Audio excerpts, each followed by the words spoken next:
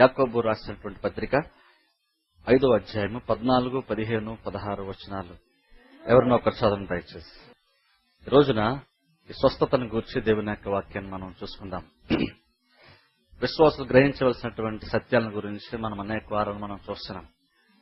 రక్షణ పొందిన తర్వాత దేవుని యొక్క రాజ్యంకు సంబంధించినటువంటి విషయాలను గురించి అనేకమైనటువంటి సత్యాలు ఉంటున్నాయి. వాటిని మనము గ్రహించాలనుకుంటే దేవుని యొక్క వాక్యం మనకు బోధిస్తుంది. యేసుక్రీస్తు స్వయంగా తన దగ్గరకు వచ్చి నమ్మినటువంటి యూదులతో ఆయన ఏమన్నారంటే, మీరు నా వాక్యమును నిలిచిన వారైతే మీరు సత్యాన్ని గ్రహిస్తారు, సత్యం మిమ్మల్ని స్వతంత్రులుగా చేస్తుంది. నమ్మినటువంటి యూదులతో యేసుక్రీస్తు మాట అన్నారు. ఇప్పుడు యూద జనాంగంలో రెండు గుంపులు, యేసుక్రీస్తు నమ్మినటువంటి జనాంగం ఒకటి ఉంది, నమ్మనటువంటి జనాంగం ఒకటి ఉంటుంది.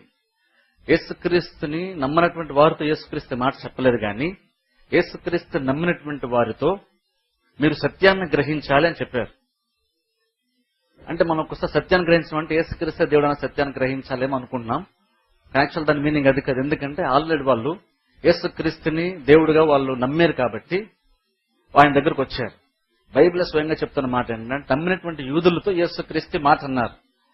అంటే వాళ్ళు యేసుక్రీస్తు నమ్మారంటే యేసు రక్షకుడు అన్న విషయం వాళ్ళకి తెలుసు, అది వాళ్ళు గ్రహించారు.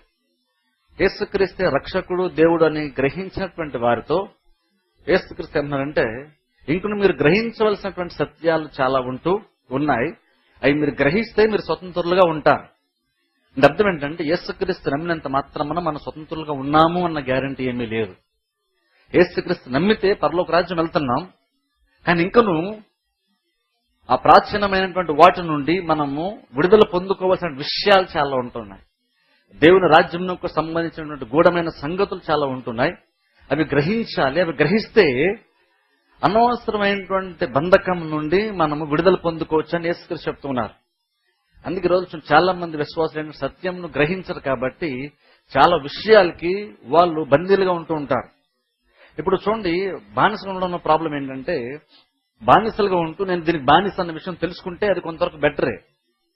కొన్నిసార్లు ఆ బంధకం స్థితి ఎలా ఉంటుందంటే, వాళ్ళు బందీలుగా ఉంటారు కానీ తాము బందీలుగా ఉన్నామన్న విషయం కూడా వారికి తెలియదు. అది ఇంకా భయంకరమైన పరిస్థితి. ఇప్పుడు బందీలుగా ఉంటూ మేము బంధకంలో ఉన్నామని గ్రహిస్తే వాళ్ళు విడుదల కావాలని వాళ్ళు ఆశపడతారు.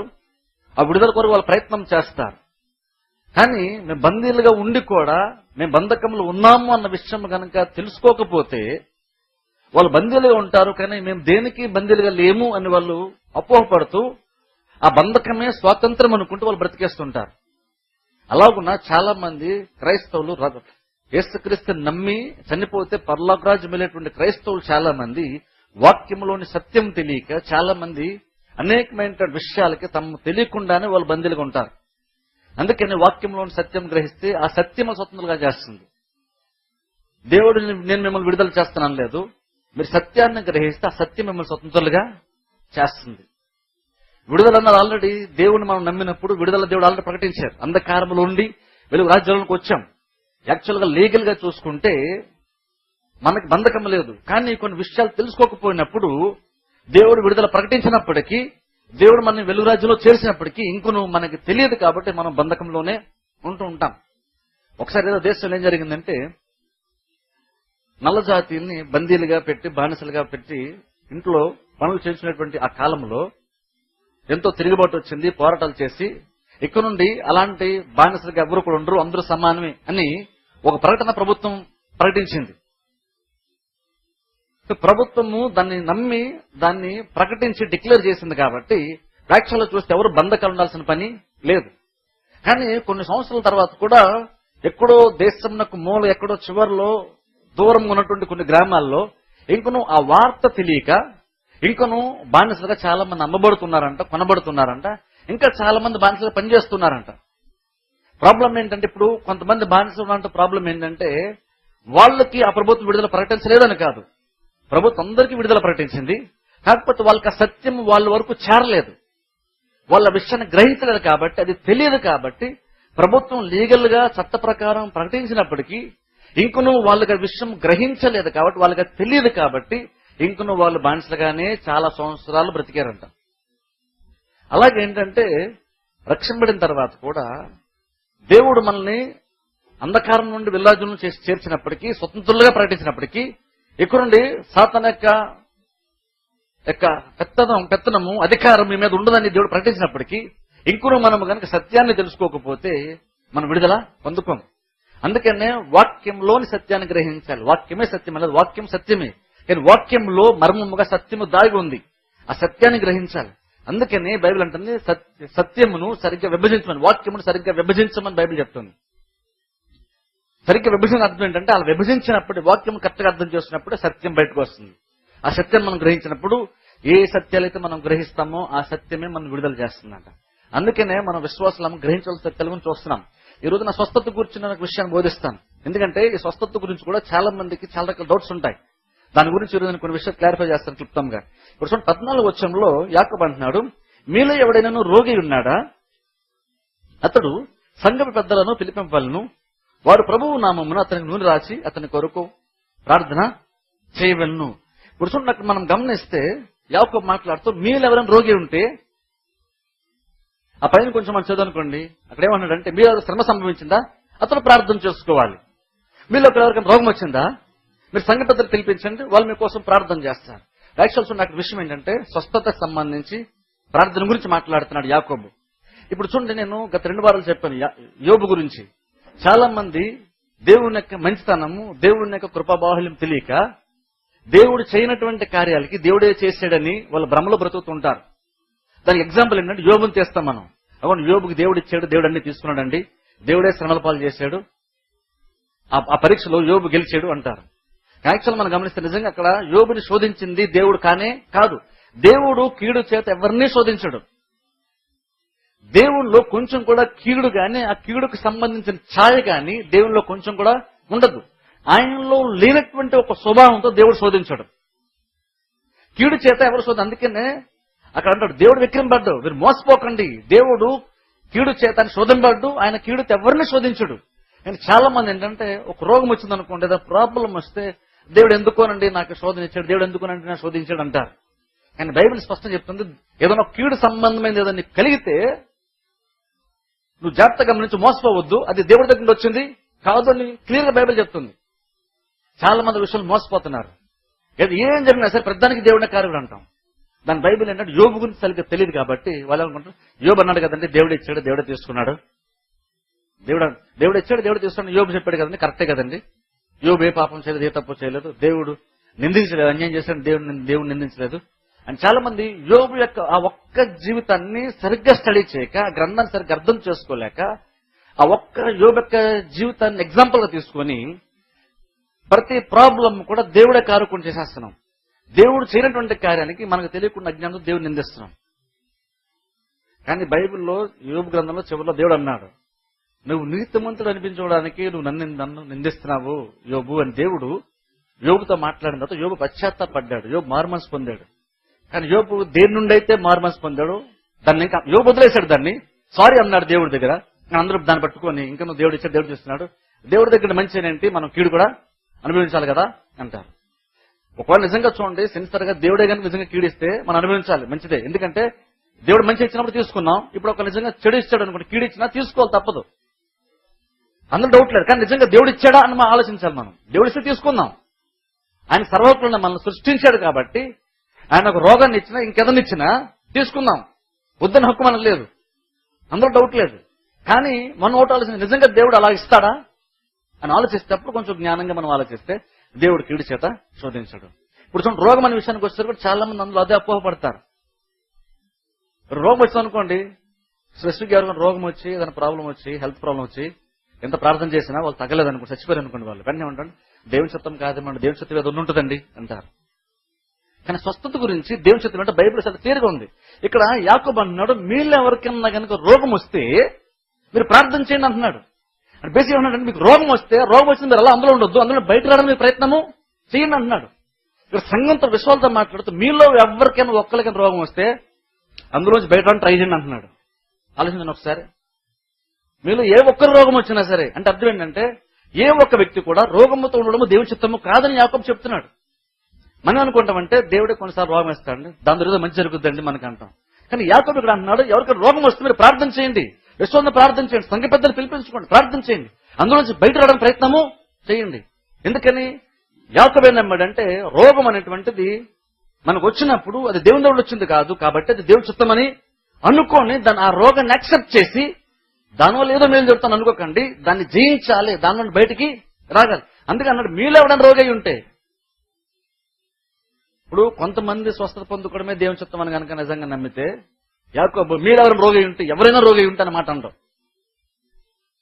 కానీ జనరల్ స్టేట్మెంట్ ఇస్తే ఏమన్నాడంటే మీలో ఎవరన్నా సరే అంటే యాకోబు ఒకవేళ నాకు రోగం వస్తే అంటే నీకు రోగం వచ్చినా సరే నువ్వు మాత్రం అందరూ బయట ప్రయత్నము చెయ్యి. అదేంటి యాకోబు మరి చాలా మంది చెప్తాను కదా కొన్నిసార్లు రోగం దేవుడు వేస్తాడు, దాని వెనక ఏదో మంచి మేలు దాగి ఉంటుంది కదా అంటే యాకోబు అంటున్నాడు అది అలా ఉన్నా కాదు, ఏ ఒక్కరికి రోగం వచ్చినా సరే ప్రార్థన చేయండి అంటున్నాడు. ఎందుకంటే నువ్వు అందులో ఉన్న కరెక్ట్ కాదు, నువ్వు బయట రావాలి కాబట్టి నువ్వు ప్రార్థన చేయి, లేదా సంఘ పెద్దలు పిలిపించుకో. ఎందుకంటే యాకోబు ఏం నమ్మాడంటే కొంతమందికి రోగం ఇవ్వడం దేవుని చిత్తము, కొంతమంది స్వస్థపరచ దేవుని చిత్తము, కొంతమంది స్వస్థపరచకపోవడం దేవుని చిత్తము అని చెప్పట్లేదు యాకోబు. మీలో ఎవరికైనా సరే రోగం ఉంటే, రోగై ఉంటే సంఘ పెద్దలు పిలిపించుకోండి, ప్రార్థన చేయండి, విశ్వాసంతో ప్రార్థన చేయండి. నూనె రాసి వాళ్ళు వచ్చి ప్రార్థన చేస్తారు. విశ్వాసహితమైన ప్రార్థన రోగిని స్వస్థపరచును, స్వస్థత కొరకు ఎక్స్పెక్ట్ చేయండి అంటున్నాడు. ఎందుకంటే స్వస్థత దేవుని చిత్తము కానీ రోగము దేవుని చిత్తము కాదు. మరి బైబిల్లో కొన్ని మాట ఉంటాయి, దేవుడే గాయం చేస్తాడు, దేవుడే గాయం అంటాడని. అది కరెక్టే, బైబిల్లో మాట ఉంది. కానీ దేవుడు గాయం చేసేవాడు కాదని యాకోబు నమ్మాడు. కాబట్టి నువ్వు గాయపడినప్పుడు, నీకు రోగం వచ్చినప్పుడు నువ్వు ప్రార్థన చేస్తున్నాడు. దేని కూడా ప్రార్థన చేయాలండి అంటే నీకు రోగం వస్తే నువ్వు ఎక్కువసారి ప్రార్థన చేస్తే ఎక్కువ దేవుని మీద డిపెండ్ అవుతావు కాబట్టి నీకు అలా నువ్వు దేని మీద ఆధారపడతావు, అది నీకు విశ్వాసాన్ని మంచిది కాబట్టి అని చెప్పట్లేదు యాకోబు.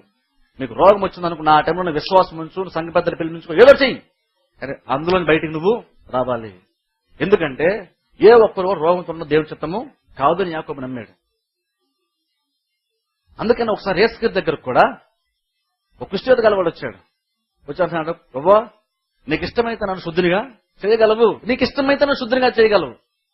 ఆయన ఉన్న డౌట్ ఏంటంటే నువ్వు చేయగలవా అని అడగట్లేదు, నువ్వు చేసే స్వస్థత శక్తి నీకు ఉందని అడగట్లేదు. ఆయన అన్నాడు నువ్వు చేయగలవు అన్న విషయాన్ని నమ్ముతున్నాను, నీకు స్వస్థపరిచేటువంటి శక్తి నీకు ఉంది, అది అందులో నాకు డౌట్ లేదు.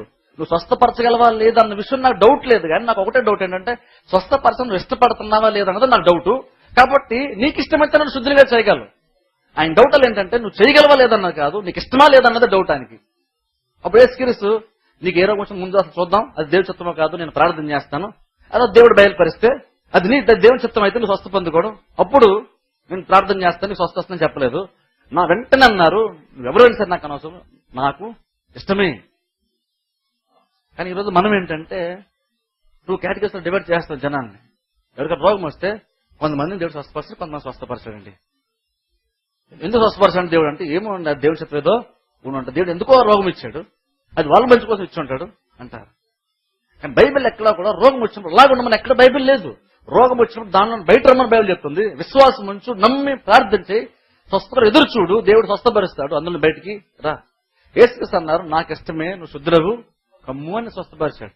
అంటే దాన్ని బట్టి అర్థం ఏంటంటే తండ్రిని బయలుపరిచినటువంటి యేసుక్రీస్తు చెప్తున్నారంటే ఎలాంటి వారైనా సరే స్వస్థత పొందుడు నాకు ఇష్టమే అన్న విషయాన్ని తండ్రి యొక్క చిత్తాన్ని యేసుక్రీస్తు బయలుపరిచారు ఆ మాట ద్వారా. గమనించాలంటే అర్థం ఏంటంటే దేవుడు స్వస్థపరిచేవాడు మాత్రమే కాదు కానీ స్వస్థపరచడానికి ఇష్టపడేటువంటి వాడు. అది మనం తెలుసుకోవాల్సిన సత్యం ఏంటంటే దేవుడు స్వస్థపరుస్తాడు, స్వస్థపరచగలడని కాదు, స్వస్థపరచడానికి ఇష్టపడేటువంటి వాడు. అందుకనే ఇక్కడ యాకోబు అంటున్నాడు మీరు ఎవరైనా కనుక రోగంతో ఉంటే సంఘ పెద్దలు పిలిపించుకోండి, వాళ్ళు నూనె రాసి ప్రార్థన చేస్తారు. ఇప్పుడు చూడండి ఇది కూడా చెప్తారు, నూనె రాసి ప్రార్థన చేస్తారు. ఆ బైబిల్లో ఆ ఒక్క మాటను బేస్ చేసుకొని ఈ నూనె పెద్ద ఇష్యూ చేస్తాం మనం. ఇక్కడ నూనె అన్నది ఒకసారి వచ్చింది, అక్కడ నూనె అన్న మాట ఒకసారి యాకోబు మెన్షన్ చేశాడు. ప్రార్థన అన్న మాట బోల్సార్లు మెన్షన్ చేశాడు ఆ 4-5 వచనాల్లో. కానీ 4-5 సార్లు మెన్షన్ చేసిన ప్రార్థన పక్కన పెట్టేసి ఒక్కసారి మెన్షన్ చేసిన నూనె అన్నటువంటి ఆ ఒక్క పదాన్ని బేస్ చేసుకొని పెద్ద ఇష్యూ చేసేసి ఇప్పుడు నూనె హైలైట్ చేస్తాం మనం. యాకోబు అక్కడ నూనె హైలైట్ చేయలేదు. యాకోబు అన్నాడు అసలు నూనె అన్నది మెన్షన్ చేస్తాడు కానీ కామన్ గా ఆ ప్రొసీజర్ అది పెద్దలు వచ్చినప్పుడు వాళ్ళు ఏం చేస్తారు ఆ ప్రొసీజర్ మెన్షన్ చేశాడు కానీ ఆ నూనె పెద్ద ఇష్యూ చేయలేదు ఆయన. అందుకే అన్నాడు నూనె రాసి ప్రార్థన చేస్తారు కానీ విశ్వాసయుతమైన ప్రార్థన రోగిని స్వస్థపరచును, విశ్వాసముతో చేసే ప్రార్థన స్వస్థపరచును అని ఉంది.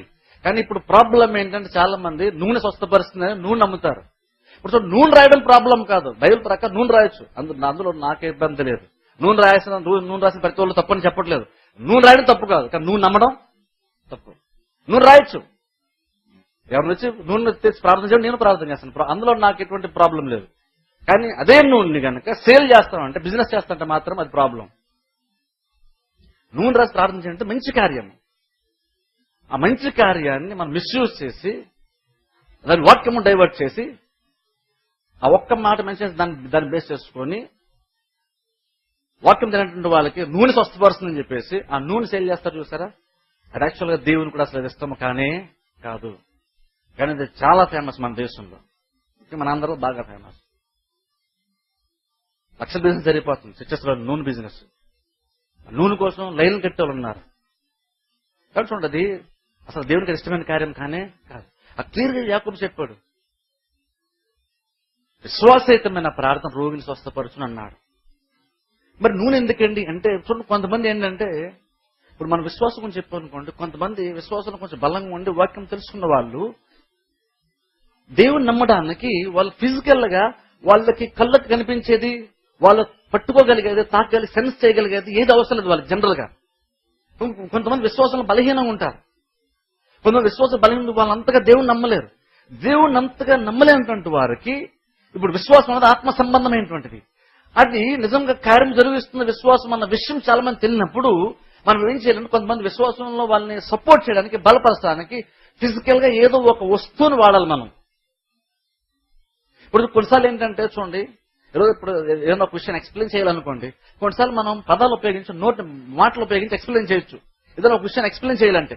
కానీ కొన్ని సందర్భాల్లో కొంతమందికి మనం మాటల్లో చెప్తున్న వాళ్ళకి ఎక్స్ప్లెయిన్ చేస్తున్నా వాళ్ళు అనుకున్న పాయింట్ క్యాచ్ చేయడం ఏం చేస్తామంటే, మనం కొన్ని పిక్చర్స్ చూపించి వాటి ద్వారా మనం చెప్పాలన్న విషయాన్ని చెప్పే ప్రయత్నం చేస్తాం. అందుకే చిన్నపిల్లలకి ఏంటంటే, మరి ఇప్పుడు సపోజ్ యాపిల్ అన్నాను అనుకోండి, మనందరికీ అర్థమైపోద్ది, కానీ చిన్నపిల్లలకి అది అర్థం కాదు. అందుకని స్కూల్లో లోవర్ క్లాసెస్ ఏం చేస్తారంటే వాళ్ళకి కొన్ని బొమ్మలు కూడా చూపించి దాన్ని బట్టి ఎక్స్ప్లెయిన్ చేస్తారు. ఎందుకంటే వాళ్ళకి అండర్స్టాండింగ్ పవర్ ఉండదు, వాళ్ళు ఊహించే శక్తి వాళ్ళకు ఉండదు. కాబట్టి వాళ్ళ కెపాసిటీ తక్కువ, కాబట్టి వాళ్ళు కొన్ని విషయాలు చూపించి ఎక్స్ప్లెయిన్ చేస్తే వాళ్ళకి అర్థమవుతుంది. ఎందుకంటే వాళ్ళ స్థాయి తక్కువ కాబట్టి వాళ్ళు కొన్ని చూపించాలి.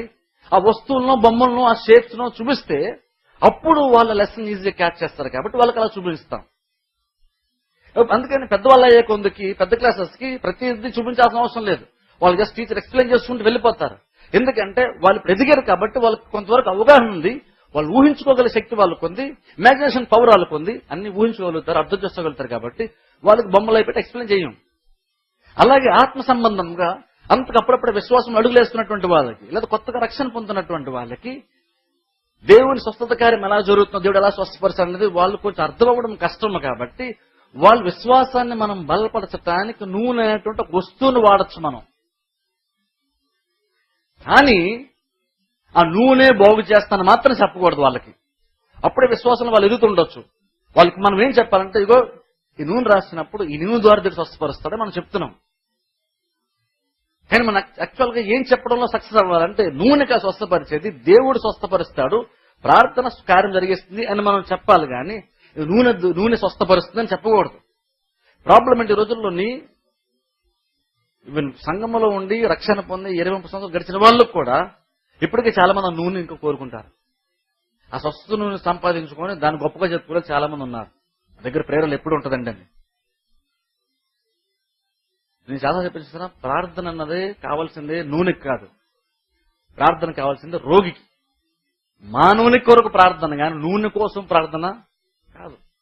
కానీ విశ్వాసంలో అప్పుడప్పుడు ఎదుగుతున్నటువంటి వాళ్ళు, కొత్తగా రక్షణ పొందిన వాళ్ళకి నూనె అది మనం సపోర్ట్ ఇవ్వచ్చు. కానీ అలాగనా రక్షణ పొంది ఎదుగుతున్నటువంటి వాళ్ళు, వాక్యంలో ఎదుగుతున్నటువంటి వాళ్ళకి మాత్రము ఒక స్టేజ్ వచ్చేసరికి మనం ఏం చెప్పాలంటే, నూనె కాదు యాక్చువల్ స్వస్థపరిచేది దేవుడు స్వస్థపరిచేవాడు. కాబట్టి మనం ప్రార్థన చేస్తే ఖచ్చితంగా దేవుడు స్వస్థపరుస్తాడు అని మనము వాళ్ళకి ఆ నూనె అటువంటి ఆ లో లెవెల్ నుంచి వాళ్ళని కొంచెం ఎదిగేటట్టుగా మనం సపోర్ట్ చేయాలి.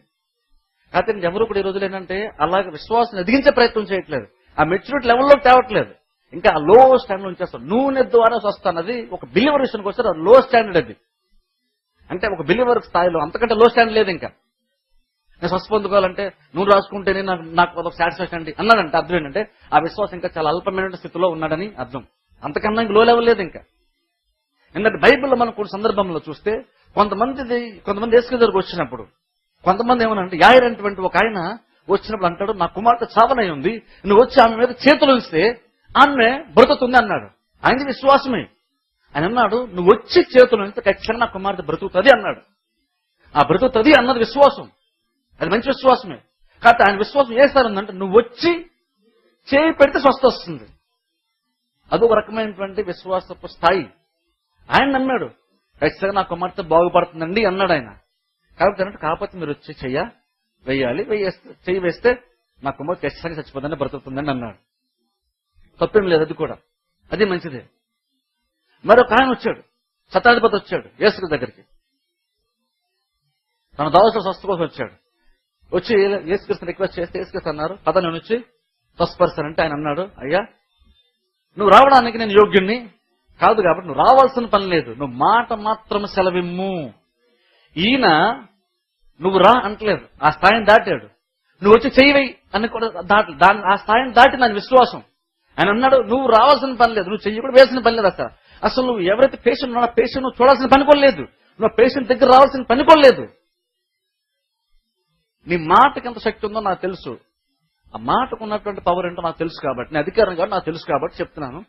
నువ్వు రావాల్సిన లేదు, నువ్వు కనుక ఒక్క మాట చెప్తే చాలు నా దాసుడు బాగుపడతాను.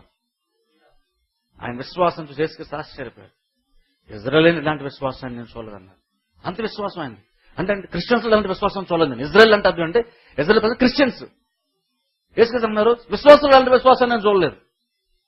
చాలా మంది విశ్వాసాలు ఏమన్నారు, ప్రభా నువ్వు నూనె రాసి ప్రార్థించు, నువ్వు రావాలి, నూనె రాయాలి, ప్రార్థన చేయాలి, లేదు నువ్వు చేతులు వేయాలి అనే వాళ్ళని ఇజ్రాయేల్ దేశంలో చూశాను. కానీ నువ్వు రావాల్సిన లేదు, నువ్వు ఇక్కడే ఉండు, ఒక్క మాట చెప్పు, అక్కడ ఉన్నట్టు నా దాసుడు బాగుపడతాడు అని చెప్పే బిలీవర్స్ నేను చూడలేదు ఇప్పుడు వచ్చి అని యేసుక్రీస్తు ఆశ్చర్యపోయారు. యేసుక్రీస్తుని ఆశ్చర్యపరిచే విశ్వాసం ఆ శతాధిపతులు ఉంది. ఎందుకంటే నువ్వు రావాల్సిన లేదన్నాడు, అది ఆయన విశ్వాసం. అలాగే విశ్వాసం స్థాయిలు ఉన్నాయి. మనం ఏం చేస్తాం, ఆ లో లెవెల్ ఏదైతే నూనెతో స్వస్థాన్ని ఏదైతే లో స్టాండర్డ్ లో ఉందో దాని గొప్ప హై స్టాండర్డ్ లో చేసేసి అందరితో సాక్ష్యాలు చెప్పేసేసి స్వస్థ ఎప్పుడు వచ్చిందంటే నూనె రాసి స్వస్థ వచ్చిందంటున్నారు. నూనె రాసి స్వస్థనంతో బైబిల్ లేదు. విశ్వాసయుతమైన ప్రార్థన రోగిని స్వస్థపరచడం ఉంది. విశ్వాసంతో రాసే నూనె స్వస్థపరుస్తుందని అనలేదు. విశ్వాసయుతమైన ప్రార్థన రోగిని స్వస్థపరచు బైబిల్లో క్లియర్గా ఉంది. కానీ చాలా మంది ఎందుకు మీ స్తోత్రం అర్థం కాదు.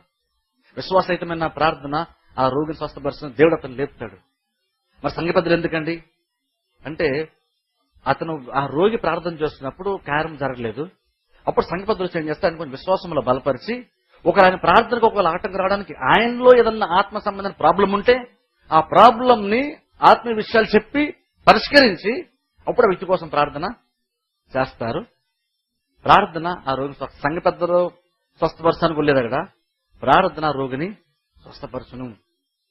ఆ విషయం చూడండి మనం గ్రహించాలి. ఫస్ట్ ఏం గ్రహించాలంటే స్వస్థత పొందుకోవడము దేవుని యొక్క చిత్తము, దేవునికి ఇష్టము. రోగంతో ఉండడం దేవుని చిత్తము కాదు. స్వస్థత పొందుకోవడము దేవుని యొక్క చిత్తము. స్వస్థత ప్రతివారు స్వస్థ పొందుకోవడం దేవుని యొక్క చిత్తం. నాకు ఇష్టమే అంటున్నారు యేసుక్రీస్తు. అది గమనించాలి మనం. అందులో నూనె పెద్ద ఇష్యూ కానే కాదు. యాజ్ ఎ బిలీవర్ గా క్రిస్టియన్కి నూనె పెద్ద ఇష్యూ కాదు. నూనె లేకపోయినా సరే ప్రార్థన స్వస్థత వస్తుందనే విషయం మనం గ్రహించాలి. ఇప్పుడు ఏంటంటే నూనె పెద్ద ఇష్యూ. అదొకటి ఇప్పుడు మన కొత్తగా హ్యాండ్ కర్చీఫ్స్ వచ్చినాయి, అదొక పెద్ద ఇష్యూ. ఇప్పుడు దాన్ని ఎక్కడ బైబిల్ నుండి తీసుకుంటే దాన్ని కూడా చూడండి. ఒకసారి ఆ మాట నేను కొంచెం క్లారిఫై చేస్తాను చూడండి. ఒకసారి అపోస్తల కార్యాలకు వెళ్దాం మనం. అపోస్తల కార్యము 19వ అధ్యాయం